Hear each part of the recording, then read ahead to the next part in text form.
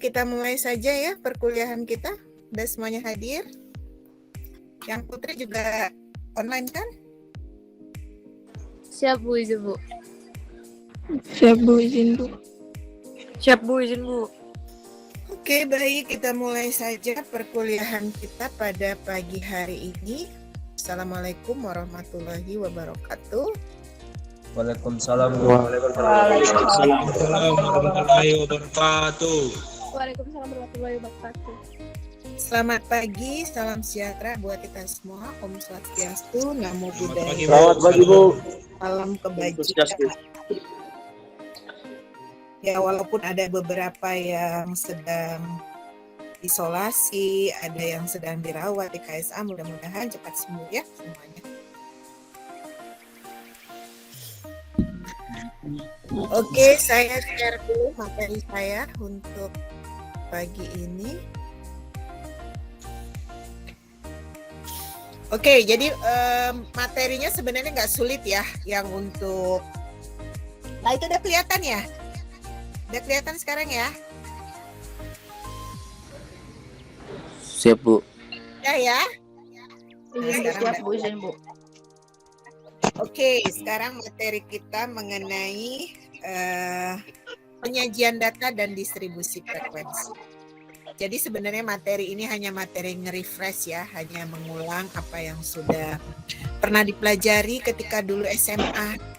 Karena ini salah satu statistik yang sederhana ya, tapi sebenarnya cukup inilah ya, useful kalau nanti untuk mendukung pembuatan laporan dan lain-lain, atau juga untuk menyajikan data dalam format yang sederhana ya. Nah, ini outline perkuliahan kita. Memang dia agak lambat mungkin karena internet saya ya agak ini.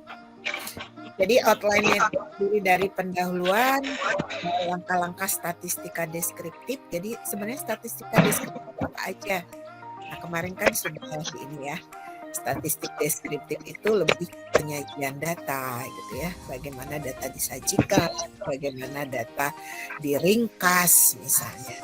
Tapi kita tidak dalam rangka menguji hipotesis.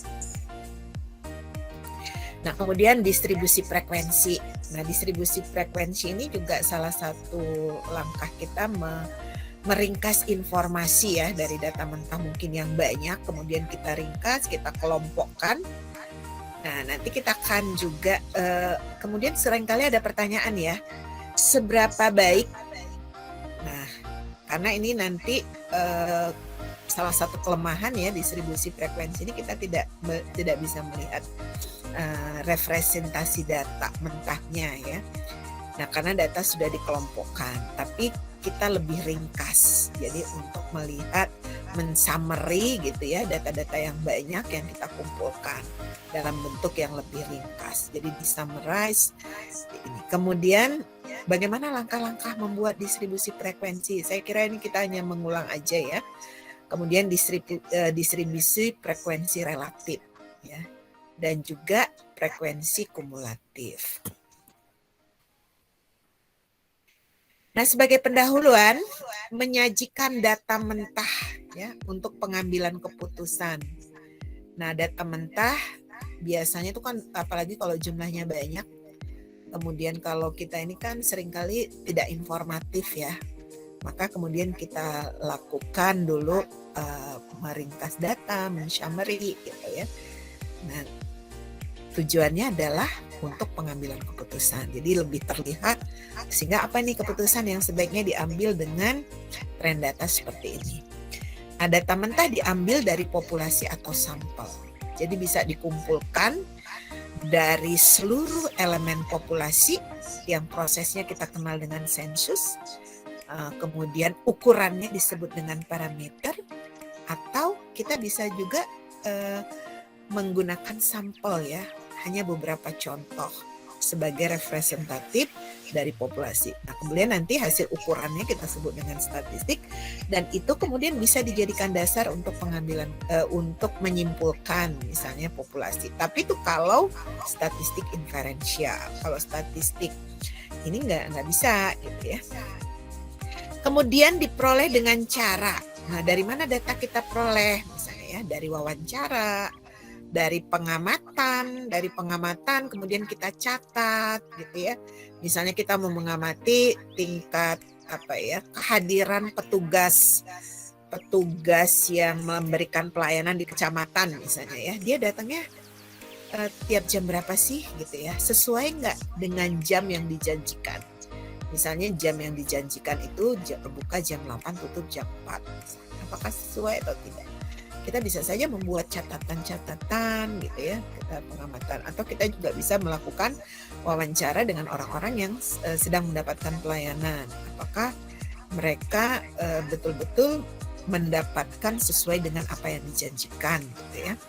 Kemudian dari surat menyurat atau koresponden bisa juga, atau dari kuesioner ya.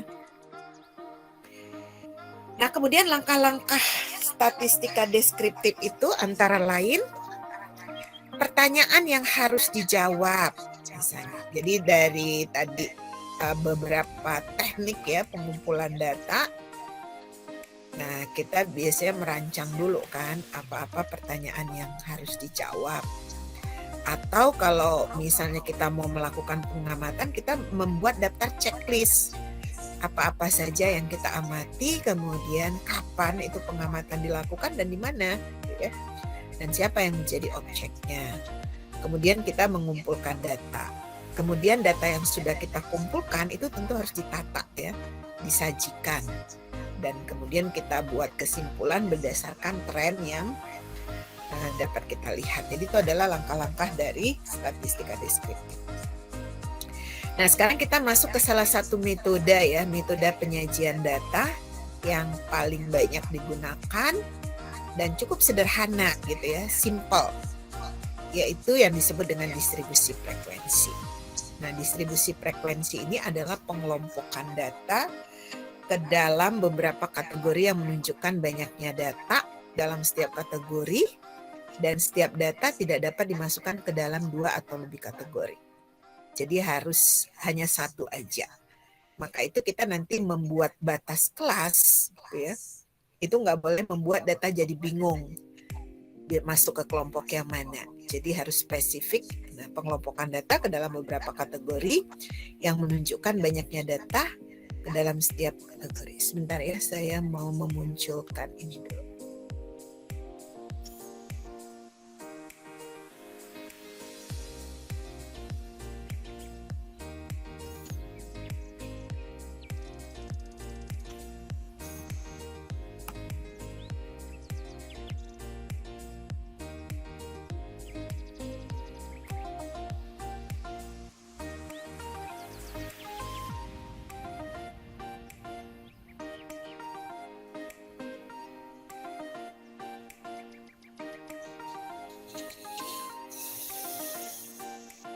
Ya, jadi di sini yang perlu kita highlight gitu ya. Yang perlu kita highlight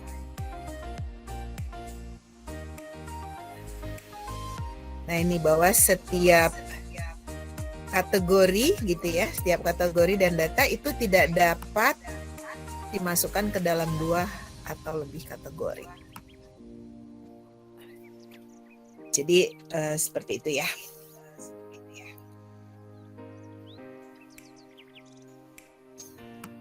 Hapus dulu. Nah, tujuannya ya. Ini tujuannya, data menjadi informatif dan mudah dipahami. Karena tadi seperti minggu lalu ya, kita sudah bahas bahwa data itu adalah raw material untuk informasi. Jadi yang merupakan bahan baku atau data mentah yang kemudian diolah menjadi informasi. Dan informasi ini menjadi dasar di dalam pembuatan keputusan atau decision making ya.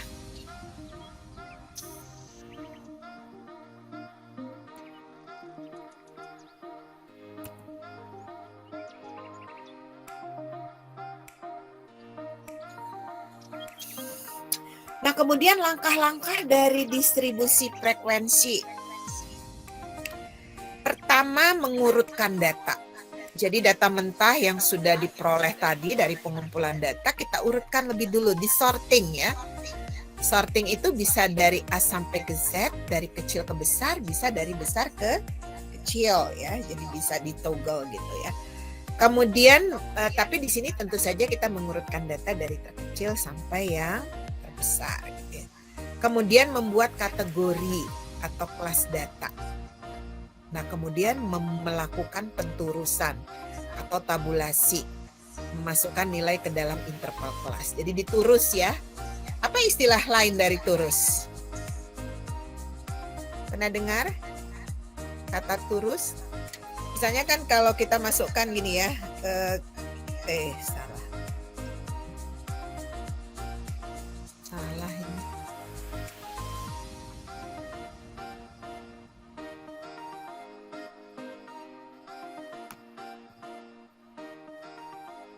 Jadi ke bawah gini, turus. Biasanya turus ini kita ke bawah 1, kemudian 2, 3 misalnya ya, 4. Diturus kan, turus itu ajir ya. Nah 5 misalnya. Pernah ya membuat turus seperti ini ya? Pernah? Pernah Bu izin Bu. Ya seperti itu. Bu, izin, Jadi Bu. itu diturus.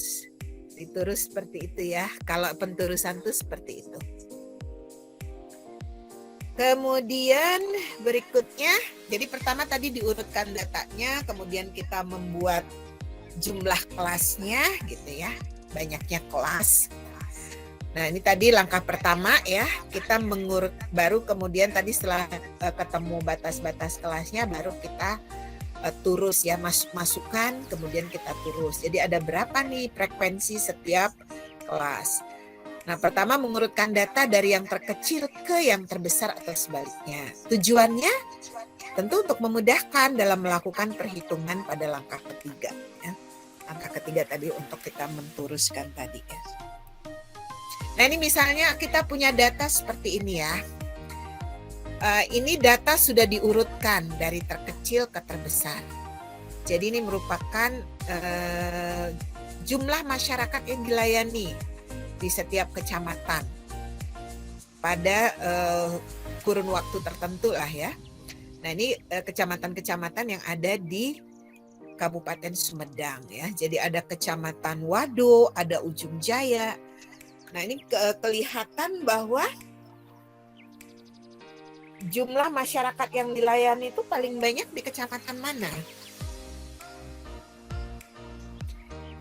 Di Kecamatan Jatinangor ya. Jadi Jatinangor itu memang jumlah penduduknya paling banyak karena itu tadi, karena banyak ini ya, banyak pendatang juga gitu ya, banyak. Dan Jatinangor itu adalah kawasan pendidikan juga termasuk juga kawasan industri. Jadi di Jatinangor itu selain dia sebenarnya spesifik pada kawasan pendidikan, ternyata juga banyak industri di sini gitu ya. Nah ini ada Wado, Ujung Jaya, Tomo, Dharma Raja, Chongyeang, Ganea, Surian, Sumedang Selatan, Sukasari, Situraja, Rancakalong. Nah, sekarang ini tol yang baru dibuka, ini pertama itu sampai dengan Rancakalong ya, jadi sekitar 11 km gitu. Dan mulai kemarin sampai 2 minggu ke depan itu sudah mulai diuji cobakan ya. Lajur tahap pertama ya, fase pertama. Nah itu ada Paseh, ada Tanjung Mekar itu ya, Tanjung Kertah, kemudian Jatinunggal, Buah Dua, Cibugel, Cimanggung ya, Cimanggung ini dekat berbatasan dengan Jatinangor, Tanjung Sari dan Jatinangor. Nah ini data-datanya sudah diurutkan, karena tadi langkah pertama datanya diurutkan dari terkecil dan terbesar. Jadi kalau di Excel itu kan dia tinggal di sorting ya, A sampai Z. Nah kemudian langkah kedua bagaimana? Membuat kategori atau kelas data. Ya. Jadi tidak, nah sebenarnya di dalam membuat kategori atau kelas data itu tidak ada aturan pasti berapa banyaknya kelas ya. Tapi sebenarnya nanti dari distribusi frekuensi yang kita buat, apakah ini cukup representatif dan baik? Nah itu nanti setelah kita melakukan ukuran pusat ataupun ukuran menyebar ya. Jadi kalau rata-rata pada data mentah maupun data yang sudah ditabulasikan itu hampir sama, yang mendekati rata-rata ukuran data mentah, maka itu bagus ya. Jadi distribusi frekuensi yang kita buat itu bagus. Tapi kalau dia jauh gitu ya dari data mentahnya, nah itu harus dipertanyakan apakah banyaknya kelas misalnya ya, atau batas kelas yang kita buat itu sudah betul-betul representatif atau belum. Jadi sebenarnya tidak ada aturan pasti, tapi banyak orang menggunakan aturan Stargess ya. Jadi ada rumus ya. Nah, banyak kelas sesuai dengan kebutuhan, kemudian kita tentukan interval kelas. Interval kelas ini juga disebut dengan lebar kelas ya. Nah, ini ada satu pedoman ya, gunakan pedoman bilangan bulat terkecil. Dengan demikian kita pakai aturan Stargess. Jadi jumlah kelas itu 1 ditambah 3,322 log N ya. N itu adalah jumlah data ya. Kalau N-nya kecil berarti itu data yang bersumber dari sampel ya. Sebenarnya kecamatan di Jatinangor itu ada berapa? Ada yang tahu? Ada yang dari Jatinangor enggak di sini? Dari Jatinangor, dari Sumedang. Di kelas ini ada yang dari Sumedang enggak? Enggak ada ya kayaknya ya? Tidak, Bu. Enggak ada. Tidak, Bu. Ya, nanti dicek. Kayaknya banyak deh, jumlah kecamatannya itu ada banyak. Nah, tadi yang data yang kita ambil itu ada 20 ya. N-nya itu 20. Kemudian kita masukkan rumus berapa sih jumlah kelas ya. Jumlah kelas untuk mewakili data mengenai jumlah masyarakat yang dilayani di kecamatan yang ada di Kabupaten Sumedang. Ya. Nah, di sini K itu sama dengan sesuai dengan rumus ini ya. Sesuai dengan rumus aturan Stargess tadi. Jadi ini yang kita pakai. Jadi satu tadi N-nya 20. Nah, untuk mencari logaritma 20 nanti tinggal lihat di Excel aja ya. Udah bisa kan cara mencarinya? Halo? Siap Bu, izin Bu.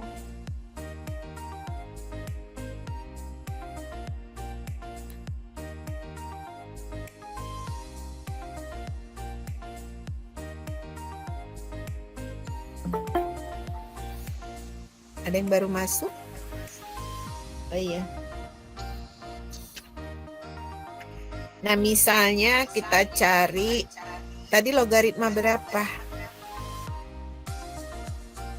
Nah, di sini kan ada formula ya. Nah, ini ada insert function. Tinggal kita ini aja logaritma. Ini all ya. Log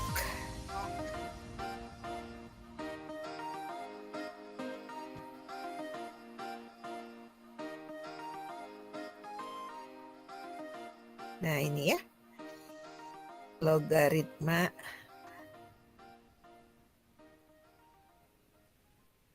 misalnya berapa tadi 20 ya. Nah, ini logaritma 20 itu adalah 1,3. Sebentar saya gedein.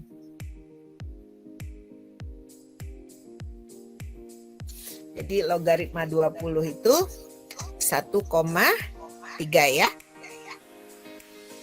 Nah, ini 13,1. Nah, jadi hasilnya K itu 5,322.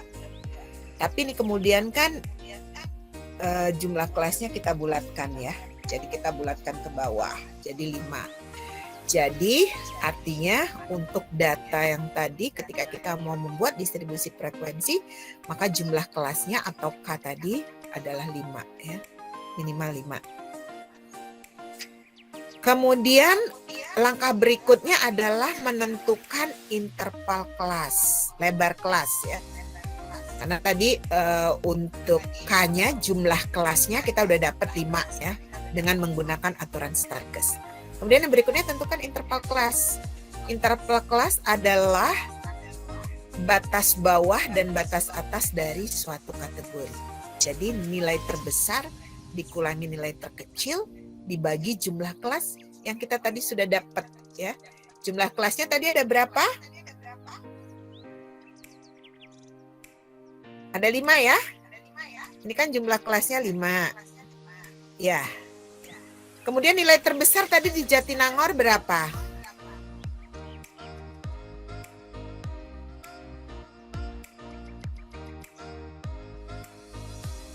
Lupa lagi ya. Karena dia ada di atas. Coba kita lihat tadi berapa ya, diingat-ingat. Nah ini nilai terkecil adalah 215 ya. 9750. Ya, Bu. Ya. Jadi di sini nilai apa tadi? Ininya 9750 ya. Siap, Bu. 950. Ya, 9750. Di sini berapa tadi? 200? 215. 15, Bu. Ya, 215. Nah, jadi jumlah terbesar, nilai terbesar dikurangi nilai terkecil, kemudian dibagi jumlah kelas yang tadi 5. Kemudian berikutnya, nah ini hasilnya. Ini kita hapus ya. Nah, jadi berdasarkan data nilai tertinggi itu 9750, kemudian nilai terendah 215. Jadi interval kelasnya adalah 9750 dikurangi 215 dibagi 5 itu adalah 1907. Jadi interval kelas 1907 yaitu jarak nilai terendah dan nilai tertinggi dalam satu kelas atau kategori. Nah, kemudian kita mulai membuat kategori ya, kategori untuk setiap kelas. Tadi kan ada 5 yang harus kita buat. Nah, jadi yang pertama tadi nilai terkecil ditambah 1907. Maka dia nilai terbesarnya di sini untuk kategori pertama atau kelas pertama itu adalah 2122. Nah, kemudian berikutnya karena di sini 2122, di sini kemudian kelas kedua adalah 2123. Sebenarnya ini batas kelasnya ini nanti kita bisa jumlah dan bagi 2 ya. Itu batas kelas yang sebenarnya atau boundaries class gitu ya. Nah, ini kemudian ini kita tambah juga dengan 1907 dan ini juga ketemu 4 dan seterusnya. Sampai semua nilai itu harus bisa masuk ke dalam semua kategori. Nah, kita kan tadi punya nilai terbesar itu 97. 97 berapa? Yang paling gede? 9750, Bu. Nah, 9750 kan sudah bisa masuk di sini ya kan? Karena ini yang terbesar adalah 9754. Nah, jadi demikian seterusnya ditambah dengan 1907 karena itu adalah lebar kelasnya ya.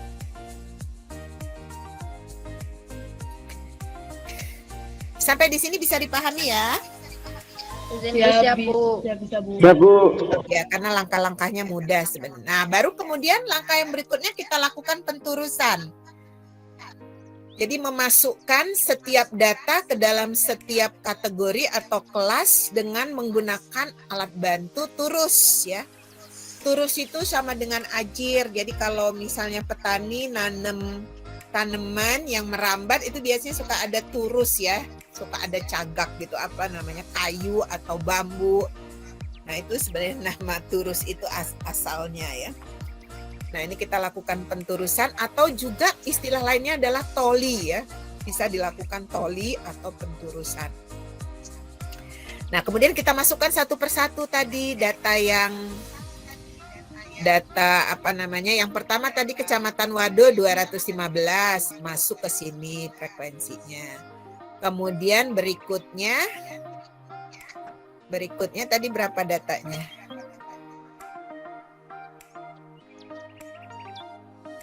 Nah, 290. Demikian seterusnya ya, dimasukkan ke kelas yang mana. Sampai yang terakhir 9750 itu ada di kelas yang mana. Jadi diteruskan satu persatu. Sehingga diperoleh hasil masing-masing frekuensi. Ternyata jumlah kelas pertama itu ada 14.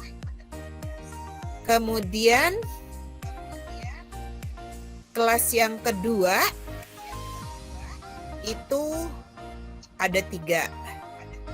Kelas yang ketiga itu ada 1. Sampai dengan kelas yang kelima ada 1. Kayaknya yang kelas yang kelima ini Jatinangor tadi ya. Nah, jadi 14, 3, 1, 1 ya. Jadi di mana modus ini? Modusnya yang mana? Modus? Siap, yang kelas 1, Bu. Ya, yang kelas 1. Apa itu modus? Nilai yang paling banyak muncul. Banyak Bu. Nah, jadi modus itu adalah nilai yang paling sering muncul ya. Nah, distribusi frekuensi relatif. Tadi kita sudah menemukan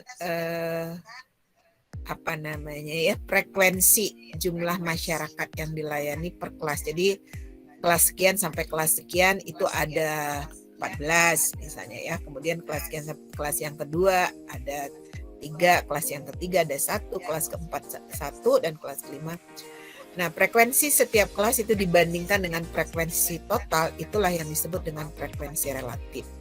Biasanya tujuannya untuk memudahkan membaca data secara tepat dan tidak kehilangan makna dari kandungan data. Nah, ini misalnya kalau kita total frekuensinya kan ada 20 ya totalnya.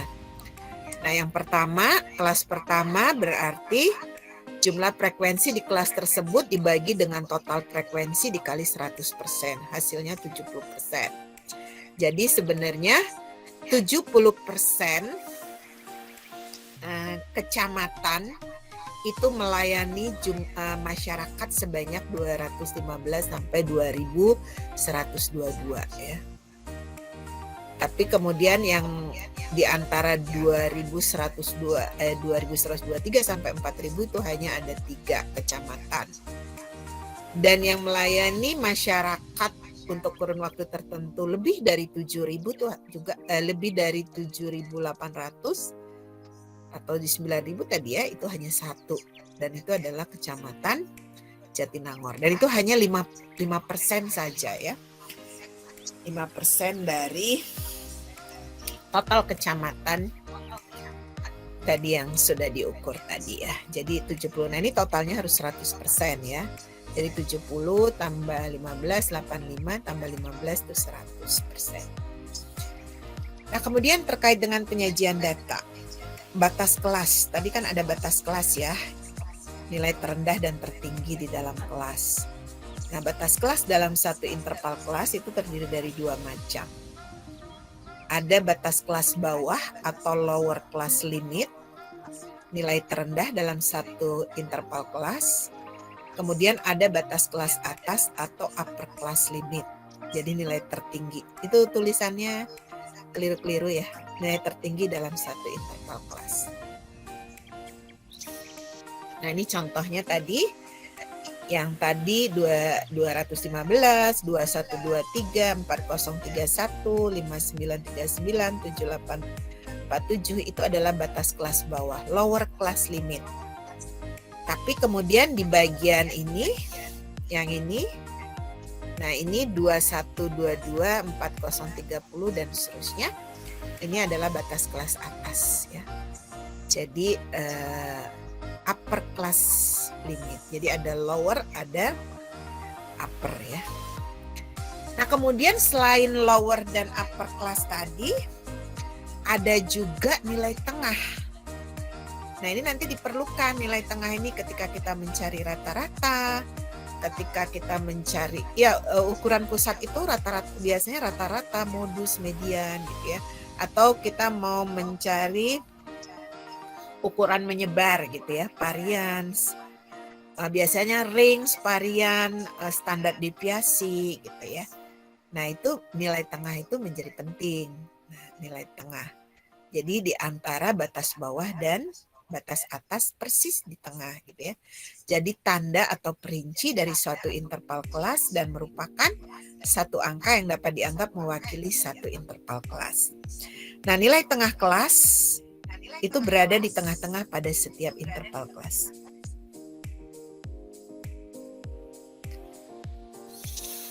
Nah, ini contoh nilai tengah ya. Nilai tengah itu jadi batas bawah ditambah batas atas dibagi 2.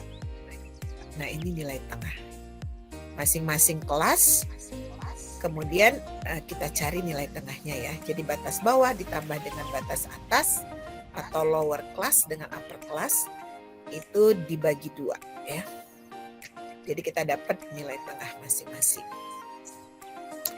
Kemudian nilai tepi kelas atau boundaries class atau batas kelas yang sebenarnya. Gitu ya. Jadi kalau yang tadi kan dia lower limit, bulat ya. Kemudian nilai batas antara kelas yang memisahkan nilai antar kelas satu dengan kelas lainnya. Nah, itu kita bisa menjumlahkan nilai atas kelas dengan nilai bawah kelas diantaranya dan dibagi 2 ya. Jadi boundaries class, sehingga ketika kita membuat apa ya, misalnya bar chart atau diagram balok gitu ya.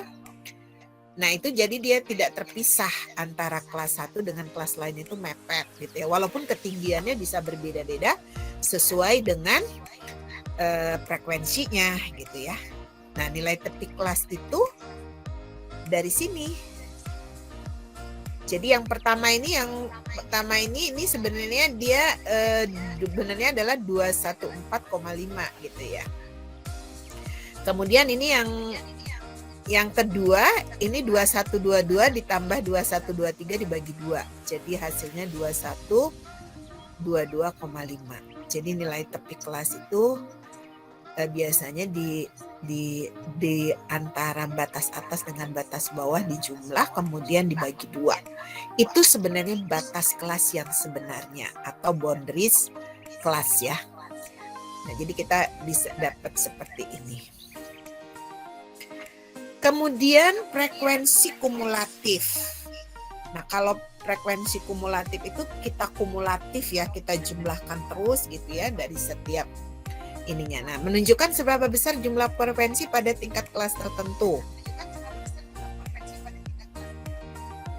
Nah, ini diperoleh dengan menjumlahkan frekuensi pada kelas tertentu dengan frekuensi kelas selanjutnya. Nah, ini frekuensi kumulatif terdiri dari frekuensi kumulatif kurang dari dan frekuensi kumulatif lebih dari. Nah, ini misalnya contohnya ya, frekuensi kumulatif kurang dari. Ini merupakan penjumlahan dari mulai frekuensi terendah sampai kelas tertinggi dan jumlah akhirnya merupakan jumlah data ya. Nah, misalnya ini kalau dari ini kan 0 ya. Kemudian yang berikutnya 14. Kemudian tadi kan ada tambahan 3. Kemudian tambahan 1 lagi jadi 18. Tambah 1 lagi sampai akhirnya seluruh di 100% ya. Nah, ini adalah frekuensi kumulatif kurang dari. Jadi kurang dari 215 itu 0. Tapi kurang dari 2123 itu ada 14 gitu ya. Kurang dari 4031 itu ada 17 gitu. Sampai nanti kurang dari 9754 itu ada 20 ya. Total seluruhnya. Jadi diakumulasikan. Nah, kalau lebih dari, nah berbeda lagi ya kalau lebih dari yang sesudahnya kan. Nah, kalau lebih dari 215 ya ada 20 gitu ya. Tapi lebih dari 2123 hanya 6. Jadi dikurang tadi 14 ya kan. Dan seterusnya. Sampai nanti nilai akhirnya 0. Nah, jadi ini frekuensi kumulatif untuk kurang dari dan lebih dari.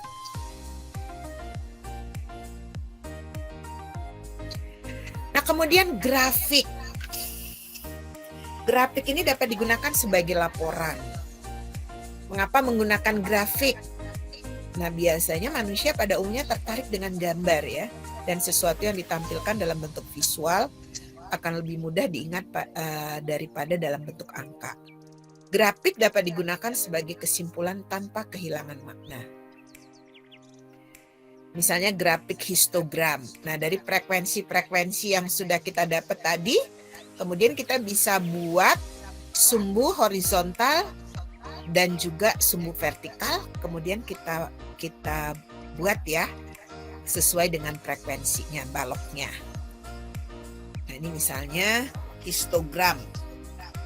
Nah, ini sehingga tadi karena kita menggunakan batas kelas yang sebenarnya, jadi dia tidak ada jarak ya antara satu balok dengan balok lainnya, paling yang berbeda tinggi. Karena tadi kan ada 2122, kemudian kelas berikutnya 2123. Tapi sebenarnya batas kelas yang sebenarnya adalah 2122 ditambah 21 dibagi 2. Jadi dia 2122,5 ya. Jadi ini di sini 2114,5, di sini 2122,5. Tapi intervalnya itu tetap 1970 ya kalau dikurangi. Oke, sampai di sini. Ada pertanyaan? Halo? Suara saya terdengar nggak? Oh iya, baik. Ya, kita lanjutkan ya. Ini misalnya grafik poligon. Kalau grafik poligon ini menggunakan garis yang menghubungkan titik-titik yang merupakan koordinat antara nilai tengah kelas dengan jumlah frekuensi pada kelas. Tadi kita sudah hitungkan ada nilai tengah, kemudian ada frekuensi, kemudian titik-titik dari setiap frekuensi itu kita hubungkan. Maka kita ketemu poligon ya. Jadi poligon ini semacam line chart, tapi dia line chart yang berasal dari titik tengah setiap kelas-kelas ya, sesuai dengan frekuensinya. Kemudian kurva Ogib. Kalau kurva Ogib ini merupakan diagram garis, jadi line chart juga, yang menunjukkan kombinasi antara interval kelas dengan frekuensi kumulatif ya. Jadi yang kurang dari, lebih dari tadi ya. Nah, kalau digambarkan dia akan seperti ini. Ini contoh kurva Ogib. Misalnya kalau yang biru itu kurang dari, yang merah itu lebih dari. Tadi kan lebih dari itu, misalnya lebih dari 215 itu ada 20 ya. Ada 20, tapi kurang dari itu 0 misalnya ya. Nah, jadi dia dimulai dari 0, kalau yang kurang dari, kalau yang lebih dari dimulai 20 sampai dengan 0. Kalau ini dari 0 sampai dengan 20. Kemudian ini contoh pie chart. Jadi seperti kue pie ya. Nah, ini biasanya juga dalam bentuk persentase ya. Kemudian ini distribusi frekuensi, jadi kalau kita mau membandingkan biasanya kita gunakan line chart ya seperti ini. Misalnya pengguna radio, TV dan koran. Nah, itu bagaimana trennya, tren perubahan setiap tahunnya, apakah ada kenaikan atau ada peningkatan, dan mana yang lebih tinggi dari menggunakan media tersebut. Nah, itu bisa kita lebih gunakan line chart ya. Jadi grafik garis ya. Kalau ini adalah diagram bolak, ini diagram pie. Nah, ini ada latihannya. Nah, di sini sajikan visualisasi data interaktif ini ya. Nah, untuk data interaktif ini kemarin belum, ini sebentar.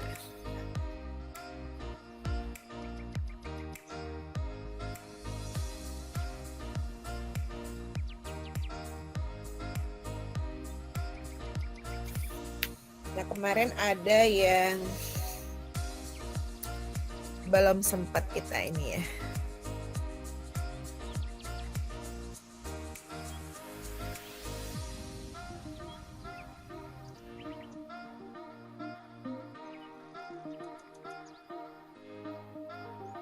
Nah, ini salah satu aplikasi yang bisa kita gunakan ya untuk visualisasi secara interaktif itu adalah tableau publik. Pernah dengar? Atau ada yang pernah sudah menggunakan?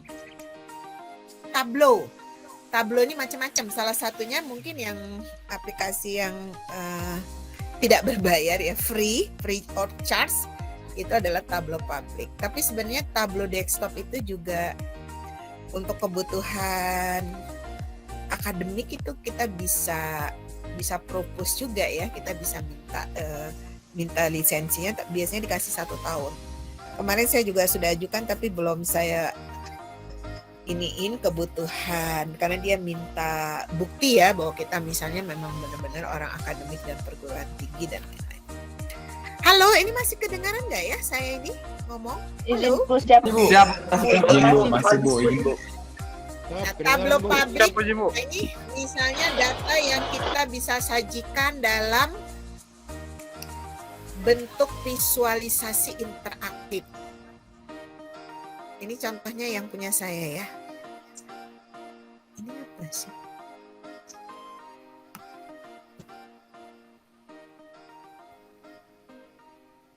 Nah, ini adalah tableau publik punya saya ya. Nah, ini contohnya. Jadi kita bisa sajikan dalam bentuk peta, misalnya dalam bentuk. Kalau tadi kayak Jatinangor ya, misalnya. Tapi ini bukan Jatinangor aja sih. Ini Jatinangor. Jumlah penduduk di Jatinangor misalnya ya. Nah, ini adalah profil tableau publik. Jadi ini setiap data-data yang saya sajikan itu bisa dilihat di profil saya misalnya ya, di tableau publik. Nah, ini misalnya profil data kependudukan di Kecamatan Jatinangor dan Desa Binaan IPDN misalnya ya. Nah, ini kalau kita klik seperti ini akan ada data yang muncul gitu ya. Nah, itu yang disebut dengan interaktif. Jadi tergantung kita mau lihat data pada kecamatan mana. Desa. Kalau ini desa ya. Jadi di Kecamatan Jatinangor itu ada 12 desa kalau nggak salah. 1, 2, 3, 4, 5, 6, 7, 8, 9, 10, 11, 12. Oh ya ini nih. 1, 2, 3, 4, 5, 6, 7, 8, 9, 10, 11, 12 ya. Jadi desa, nama desanya ada Cibesi. Kalau kita berada di mana? Di desa apa? Cibesi ya? Izin Bu, siap Bu. Cibesi Bu. Ya, Cibesi, Bu. Jadi Cibesi ya. Cibesi itu warnanya adalah, nah kalau kita klik Cibesi, maka dia yang akan dimunculkan adalah Cibesi gitu ya. Cibesi ini jumlah kakaknya ada 2000, kepadatannya 1987, luas desa dan luas wilayah. Nah itu jadi Cibesi. Itu kalau kita misalnya, nah kemudian di sini ada Cilayung, ada Cileles. Nah ini sih data yang dimunculkan adalah jumlah kakak, kepadatan, luas desa dan luas wilayah. Kemudian Desa Sayang, di sini ada Cibesi. Cibesi di sini ya biru. Kemudian di bawah Cipacing. Cipacing, di Pacing ini banyak industri juga ya. Sayang. Nah di Sayang itu. Kemudian Cikeruh. Cikeruh dengan Sayang itu berbatasan ya. Kemudian di sini adalah Mekargali, Jatimukti, Cintamulia, Cisempur. Nah, Cilayung ini yang dilewati oleh tol ya. Karena kemarin, nah ini ada beberapa desa binaan IPDN ya terkait dengan pengabdian kepada masyarakat. Ini ada kemarin kami mengerjakan pengabdian kepada masyarakat di 4 desa ya. Jadi Cilayung, kemudian Cileles, Egarmanah, dan Cibesi ya. Jadi itu misalnya antara lain cara misalnya kemudian kalau kita mau membuat yang tidak berbasis ini. Nah, ini misalnya sebaran pelaku. Nah, ini menggunakan Tableau ya.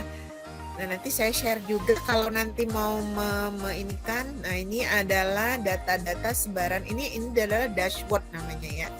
Nah, di dalam dashboard itu kita biasanya membuat beberapa worksheet. Worksheet itu seperti ini, misalnya sebaran pelaku. Nah, nanti kita juga bisa bikin story dari beberapa dashboard. Jadi kita misalnya mau bercerita di dalam story itu berdasarkan data tentunya ya yang kita tampilkan. Nah, ini adalah sebaran pelaku UMK ya, usaha menengah kecil, karena kita kemarin untuk UMK Go Digital ya.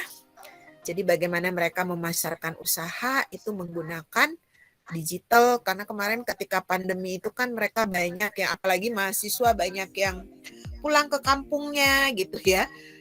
Sementara banyak sekali pelaku-pelaku UMK. Nah, itu bagaimana mereka bisa memasarkan usaha menggunakan Go Digital. Nah, itu kita lakukan pembinaan ya. Nah, ini sebaran pelaku UMKD berdasarkan kelompok umur, jenis kelamin, dan generasi. Kenapa generasi? Karena biasanya kalau pelaku UMK-nya muda-muda itu lebih mudah ya untuk di ini. Nah, kita lihat di sini ada sebaran. Nah, jadi ketika kita klik seperti ini, tapi ini datanya nanti datanya kalau di Tableau itu bisa Excel, bisa macam-macam ya. Bahkan kalau peta tadi tuh itu datanya berbentuk bisa kita download dari Inagio Portal, karena sekarang harus ada kewajiban menggunakan satu peta ya. Jadi kita nggak boleh buat peta sendiri, tapi kita menggunakan peta digital berformat SHP yang kita download dari Badan Informasi Geospasial ya, atau Bakor Sultanal. Nah, itu nanti kalau di jurusan di prodi itu bisa juga untuk mata kuliah Sistem Informasi Geografis ya. Jadi bagaimana kita memetakan data, melakukan sebaran data menggunakan berbasis keruangan ya, atau spasial. Nah, ini misalnya generasi, di sini ada beberapa generasi misalnya ya, baby boomers, X. Nah, ini kita hitung nanti berdasarkan usia. Karena biasanya generasi baby boomers itu lahir di tahun 1946 sampai 64. Kemudian generasi X itu lahir, nah kita beri keterangan di sini.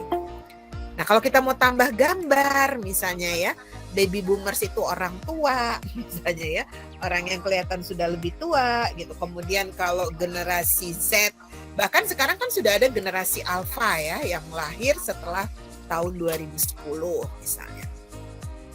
Tapi ini saya karena kemarin generasi alpha itu lahir 2011 sampai sekarang ya. Kemudian generasi Z, tapi dari pelaku usaha itu hanya ada yang generasi Z, karena mahasiswa juga ada yang dia mahasiswa tapi dia juga punya usaha gitu ya.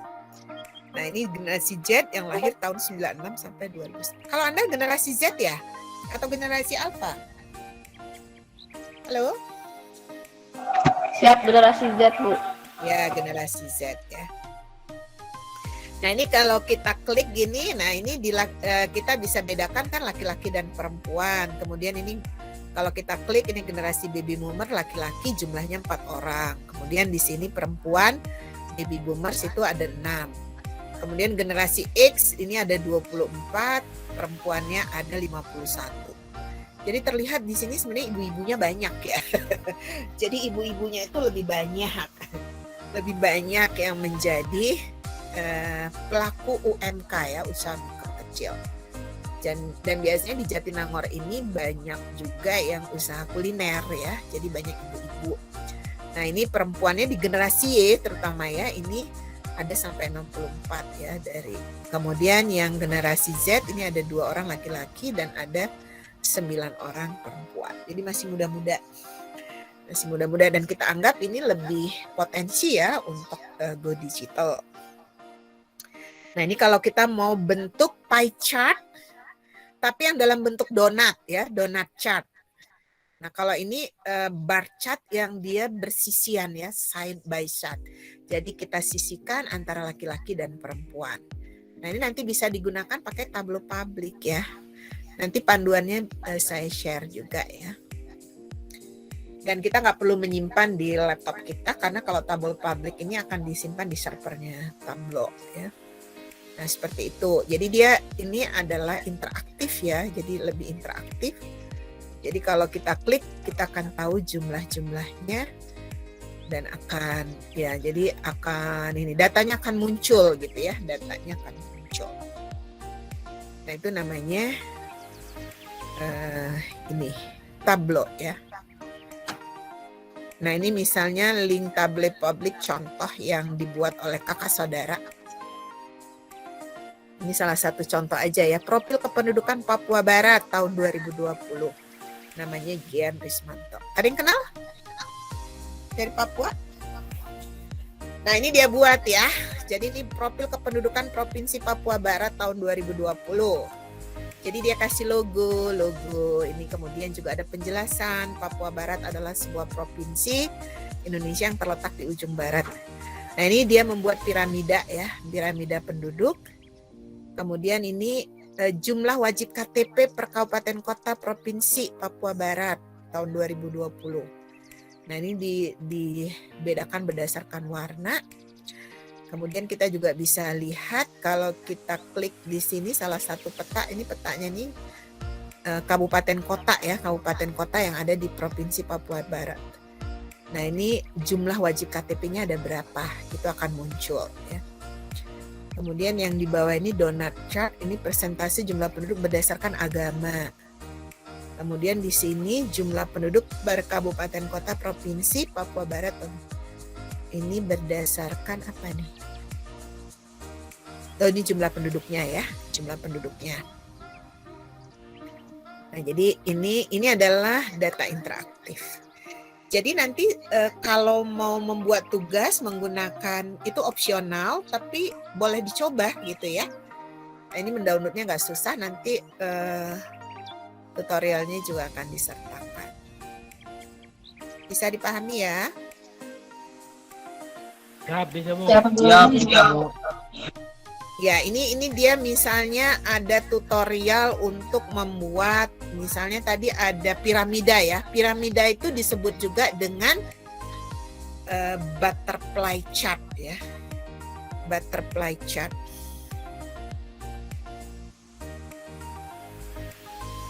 Nah, ini salah satu contoh. Nanti di-share di ini ya. Di-share juga di Google Classroom ya. Assalamualaikum warahmatullahi wabarakatuh. Ini panduannya nanti kalau mau tutorial menggunakan aplikasi Tableau Public Part 2, yaitu bagaimana membuat visualisasi. Pokoknya seperti itulah ya. Nanti bisa di ini sendiri termasuk membuat piramida penduduk. Nah, ini kalau yang ini membuat piramida penduduk menggunakan Excel. Jadi Excel apa perbedaan Tableau dan Excel? Nah, nanti tuh saya juga ada share ininya ya. Ini kalau ini yang menggunakan Excel. Oke, kita lewat. Nah, kemudian sebentar, kok ada suara.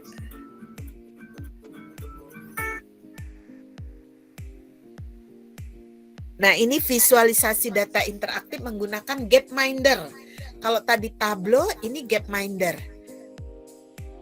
Oke, kita contohnya ini Profesor Hans Rosling ya.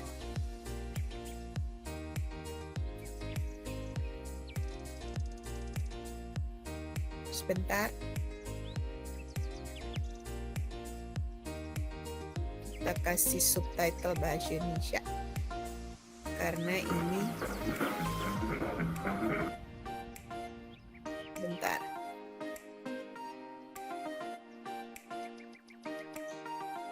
Indonesia.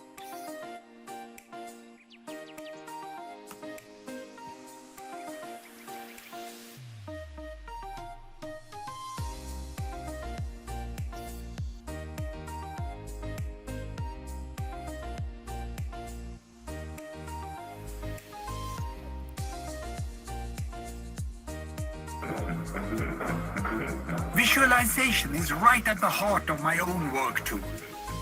I teach global Nah, health. ini memvisualisasikan perkembangan penduduk dan pendapatannya untuk 200 negara dengan menggunakan Gapminder. Ini juga statistika deskriptif yang lebih interaktif ya, menggambarkan dengan banyak variabel itu lebih mudah. So, here we go. First, an axis for health. Life expectancy from 25 years to 75 years. And down here, an axis for wealth, income per person, $400, $4,000, and $40,000. So down here is poor and sick, and up here is rich and healthy. Now, I'm going to show you the world 200 years ago, in 1810. Ya ini jadi Here come all the countries. Europe, perkembangannya Asia, dari West, tahun Middle ke East, tahun. Queen, Africa, South Jadi of Sahara, bubble Blue, itu and the menyatakan American ukuran yellow. jumlah And penduduk. the size of the Nah, country kalau dia bubble semakin shows the membesar size of the berarti jumlah population. penduduk makin banyak. And in 1810, Berdasarkan it was pretty crowded down there, Perubahan wasn't it? tahun ya. All countries were sick and poor.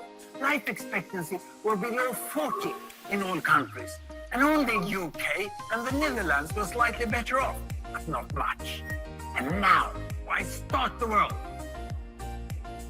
The Industrial Revolution makes countries in Europe and elsewhere move away from the rest. But the colonized countries in Asia and Africa, they are stuck down there. And eventually, Asia itu warna the Western merah. countries get healthier and healthier. Kuning itu And kalau now nggak salah we slow Eropa, down to show orange the itu impact Amerika of the ya. First World War, Atau the Spanish sebaliknya, flu lupa. epidemic. Tadi What a dia. catastrophe.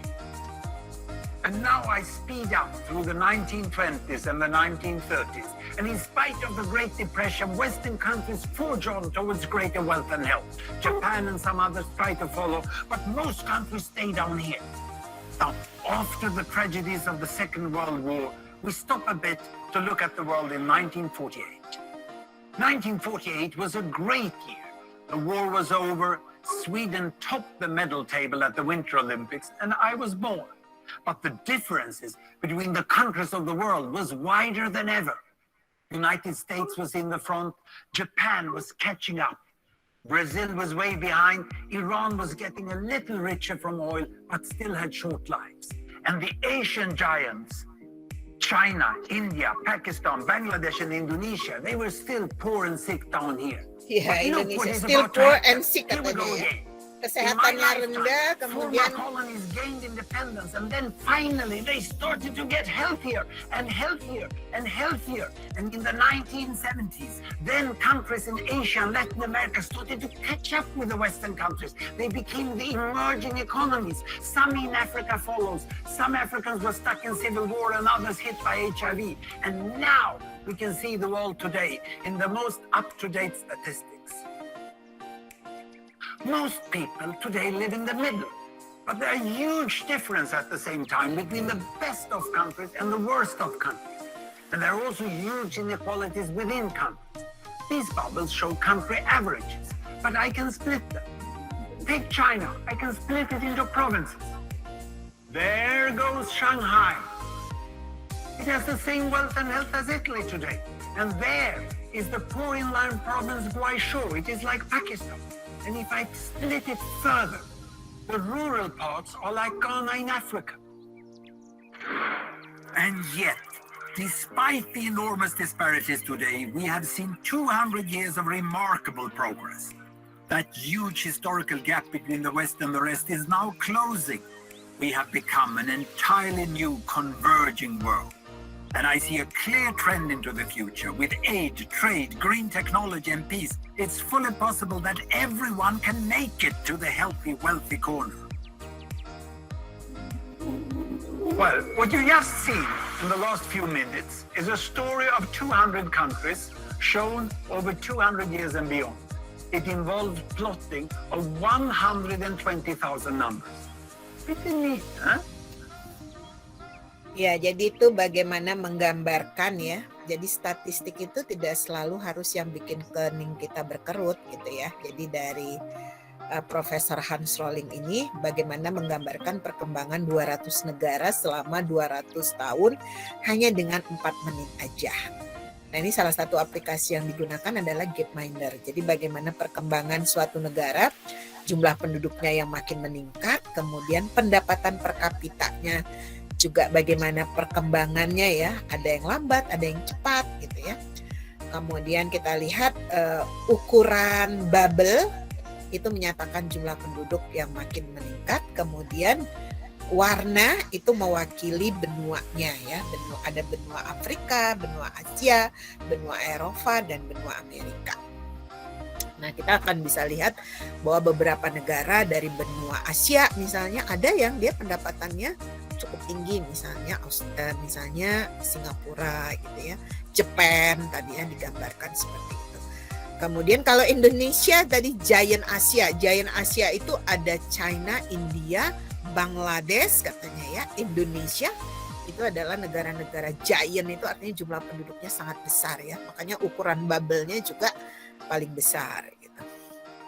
Nah, itu salah satu, itu adalah statistika deskriptif ya yang digambarkan menggunakan Gapminder. Mana ya Gapminder? Nah, ini Gapminder. Gapminder ini ada yang versi.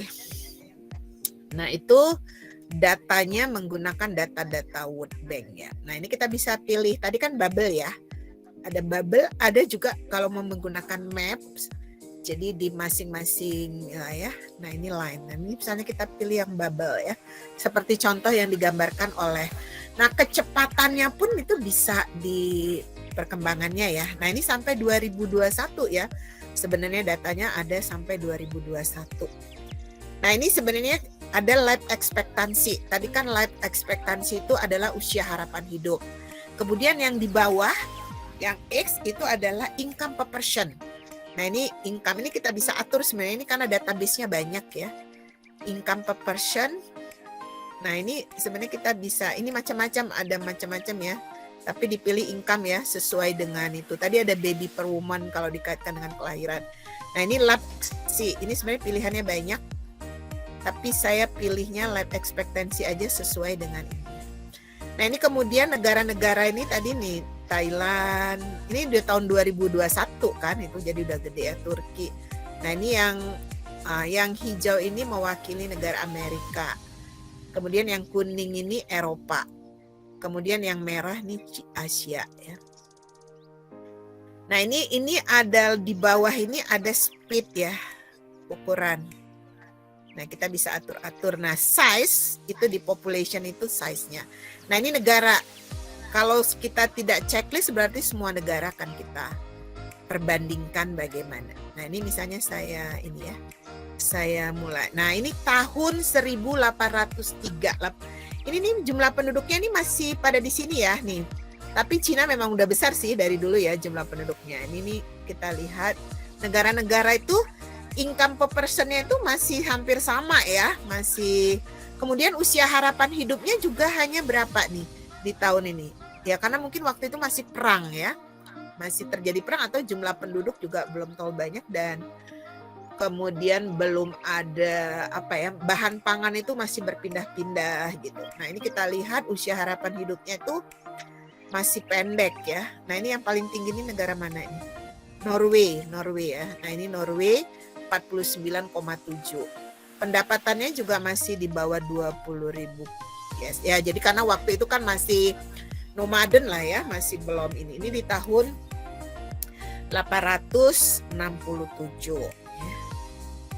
Kemudian, nah nanti kita lihat di tahun berapa mulai negara-negara ini setelah revolusi industri pertama mungkin ya.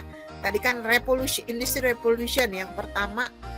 Nah itu mulai juga negara-negara ini menjajah negara-negara ini ya. Kemudian mereka merampas hasil bumi dan lain-lain gitu ya. Dibawa ke negara mereka gitu. Nah ini kita lihat nih usia harapan hidupnya apa nih? Nah ini Switzerland ini ternyata di 1900 tuh penghasilannya sudah lebih tinggi daripada yang lain ya. Dan usia harapan hidup nih kita lihat juga makin meningkat. Jadi ini digambarkan bahwa semakin kaya suatu negara gitu ya. Dilihat dari income per person, ternyata life expectancy usia harapan hidupnya juga makin tinggi gitu ya. Karena mereka mampu memfasilitasi kesehatan lebih baik misalnya ya. Dan lain-lain. Nah ini kita lihat, ini ukuran bubble-nya juga ini ya, mulai dari 1900 ini ya. Mulai dari usia 1900. Ini kita lihat nih, apa nih? Nah Brunei ini ternyata sejak 1900 berapa ini udah kaya banget ya ini. Ini apa nih, negara mana nih? Nah Qatar juga ini ya, walaupun dia kecil ya ukuran jumlah penduduknya, tapi kekayaannya luar biasa. Jadi pembaginya kan memang lebih sedikit ya, karena income per person. Jadi pendapatan per kapitanya lebih banyak, lebih tinggi. Nah ini kalau kita lihat ini negara mana nih? Uni Emirat ya, negara-negara Asia itu ternyata banyak yang kaya ya. Qatar, Uni Emirat, Brunei. kemudian Singapura gitu ya. Kalau Indonesia masih di sini nih. Masih ini Filipina, mana Indonesia nih? Nah, ini Indonesia nih. Ini Indonesia ya. Jadi Indonesia itu masih ya kita masih kecil ya, segini aja tuh. Nah, kita lihat nih yang tinggi ini di mana ini? Singapura ya. Singapura ini 91,4 ribu US dollar. Karena dinyatakan dalam US dollar ya. Nah, ini income per persen GDP per kapita ya. Jadi GDP per kapita. Kemudian ini kita lihat yang tinggi lagi Qatar. Jumlah penduduknya sedikit ini kan karena kecil sekali bubble-nya. Kemudian ini kalau Ireland ini India, Eropa ya. Norway, negara-negara di Skandinavia, kemudian Switzerland, nah ini United States, nah ini negara-negara Amerika Utara ya, kemudian Eropa, Jerman gitu ya. Nah ini kalau yang bubble-nya gede nih China ya, sama India ya. Indonesia, nah ini Indonesia di 13,1, kita middle up ya, dan kita trap ya, terjebak lah di dalam pendapatan menengah, walaupun harusnya nggak tahu nih setelah COVID, karena ini data sampai tahun 2021 ya, data sampai tahun 2021. Nah, kalau kita mau menggambarkan hanya misalnya membandingkan hanya Indonesia dengan misalnya di sini. Ya, ini negara-negara yang kita bisa pilih, yang kita hanya mau tampilkan. Ini kan kalau kita tidak checklist berarti semua negara ditampilkan. Ya. Tapi kalau kita misalnya mau membandingkan negara Brunei misalnya ya. Brunei, gimana ya?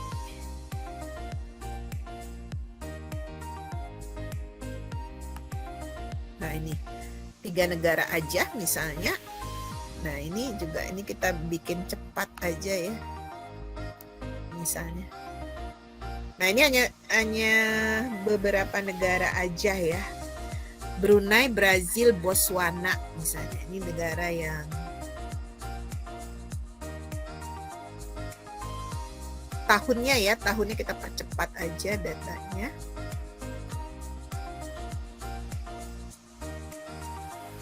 Nanti yang betul-betul kelihatan banget gitu ya. Negara Brunei, mana tadi Brunei? Nah ini Brunei ini di tahun 1900 sebenarnya nggak terlalu. Nah, ini kita lihat ya. Itu Brunei itu cepat sekali ya, mulai dari tahun berapa tadi itu lihat perkembangan pendapatannya cepat sekali ya.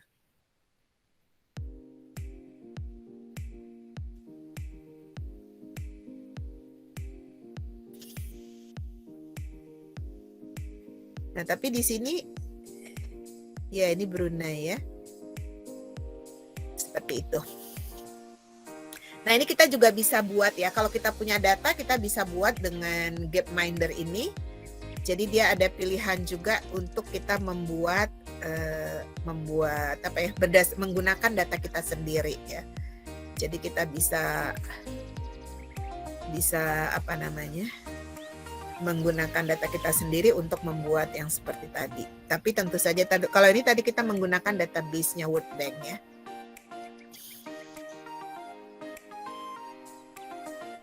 Oke, ada pertanyaan sampai di sini?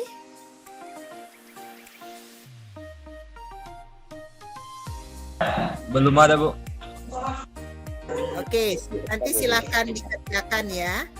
Tugasnya dibaca lagi ininya. Sebentar. Saya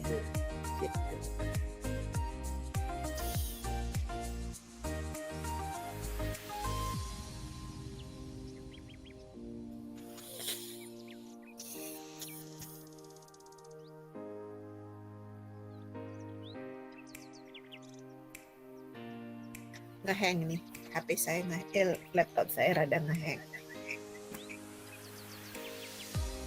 Nah, oke, sudah ya. Oke, demikian ya pertemuan kita pada pagi hari ini. Semoga yang sedang kurang sehat cepat sehat kembali. Kemudian jangan lupa dikerjakan. Nah, kemudian kalau mau mencoba nanti ditampilkan datanya berbentuk interaktif. Nanti saya share juga ininya. panduan ya untuk membuat profil di Tableau Public biar supaya datanya bisa disajikan secara interaktif ya. Itu opsional, tidak wajib tapi nggak ada salahnya dicoba biar kita punya data yang lebih interaktif. Oke, saya kira pertemuan hari ini cukup sekian ya. Kita lanjutkan minggu depan. Selamat mengerjakan tugas. Tugasnya diupload di akun masing-masing di Google Classroom ya. Pada tugas di situ udah saya pisah antara G4, G5, G6 dan kelas F ya. Jadi jangan dimasukkan yang di kelas F ya. Tapi masukkan yang di kelas G. Siap, Bu. Oke, sampai di sini ya. Assalamualaikum warahmatullahi wabarakatuh. Selamat siang, salam sejahtera. Waalaikumsalam Waalaikumsalam.